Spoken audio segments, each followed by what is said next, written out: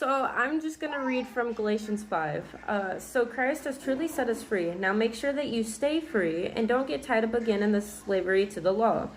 Listen, I, Paul, tell you this. If you are counting on circumcision to make you right with God, then Christ will be of no benefit to you. I'll say it again. If you are trying to find favor with God by being circumcised, you must obey every regulation and the whole law of Moses. For if you are trying to make yourselves right with God by keeping the law, you have been cut off from Christ. You have fallen away from God's grace. And now I feel like this is one of those spiritual pedigrees that's talked about in 1 Timothy. And a spiritual pedigree is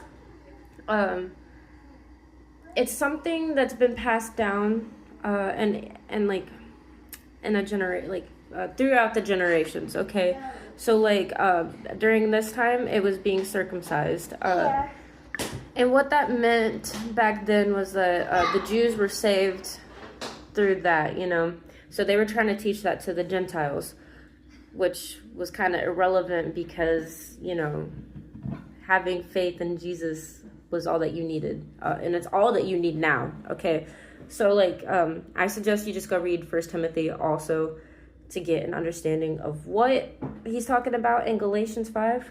But to continue, but we who live by the Spirit eagerly wait to receive by faith the righteousness God has promised to us. Okay, and it's by faith that we receive any promise given to us from God.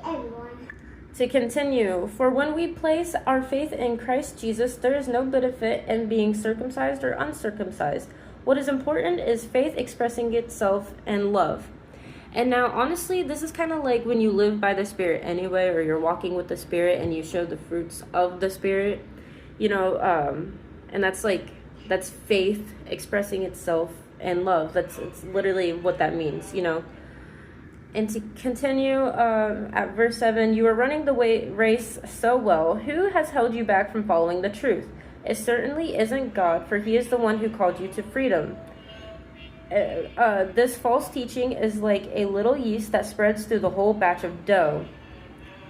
And there's a whole teaching on that in Matthew, where Jesus is explaining to the disciples that the Pharisees were like yeast, and how that affects the whole batch of dough.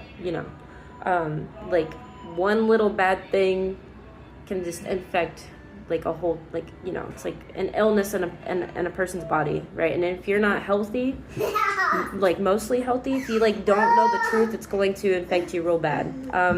But yeah, go ahead, read Galatians 5 and then go read 1 Timothy to get some context. I know